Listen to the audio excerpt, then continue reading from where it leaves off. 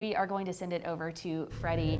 Definitely a day where you may not want to be out in a park or in a beautiful place. Maybe if you do, bring a little fan or something. I don't know. Yeah, it's going to be a pretty hot one outside right now. In fact, let's go ahead and take a look right now at the state because this may give us a little bit of hope over the next couple of days. It's all this cloud coverage that you see starting to roll in and a chance of rainfall out there as well. But unfortunately, all of it is still very far to the north. And if you notice with this radar, how it starts to fall apart as it moves a bit far to the south. So that's also something we need to watch to see if any of this will have any legs and give us enough lift out there to give us the showers that we need.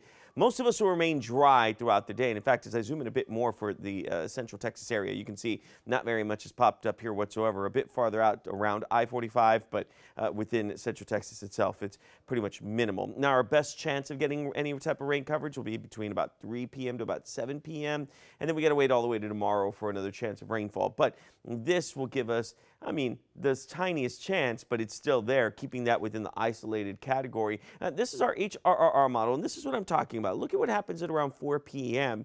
You can see that we get enough of that daytime heating to really start to see some of those showers trying to build up. Get to about 6, you get another round of possible showers out there. And again, I'm using possible with a huge asterisk because I feel like this might even be overdoing it, but at the same time, this gives us a good idea of where we could see some rainfall if any of it does develop as we get into the evening hours. Then we get to tomorrow, which is going to give us an even better chance of rainfall. In fact, today only keeping it about a 10, but tomorrow a 30% chance of possible showers. We've got a possible round early in the morning, and that lasts with us through early around 9 to 10 a.m. And then we do it again as we get into the afternoon. Daytime heating again gives us a nice little chance of at least a few showers that'll try to develop within the area. Not an exact science here, but again, gives us an idea that as we go along throughout the afternoon into the evening hours, you get 1 or 2 more showers. The amount of rainfall, still not super impressive, about a trace to about a 1/4 of an inch, but if you get a pocket of heavy rainfall, I say this all the time, you could be looking up to about 2 inches of rain as a possibility.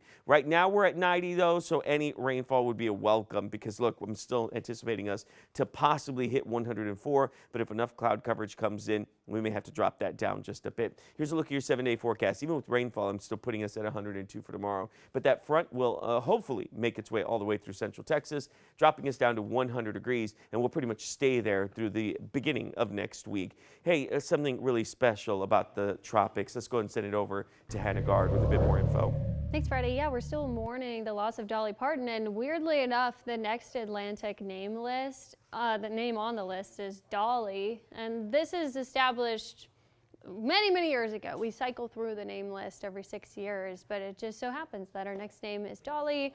Now, we do have activity to watch in the Atlantic, but this wave we've been tracking that is now pushing out into the central tropical Atlantic is actually decreasing in the chance that this could become the next named storm. The farther west it gets, the less conducive the environment will be. So it will have to come together soon to actually become a tropical depression, and to get a name, it would have to be a tropical storm. What's going to happen is it runs into a big wall of wind shear as it moves to the west, and there's so much wind shear in the Caribbean, it's going to be tough to get anything that far west, but we'll see if it can quickly strengthen.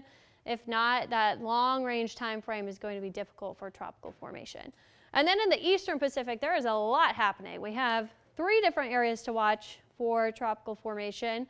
We have a really interesting phenomenon happening here with Tropical Storm Iselle and the remnants of Julio. Iselle is actually sucking up the remnant circulation of Julio into its center. So a lot more activity in the eastern Pacific, but that is what we would expect from El Nino.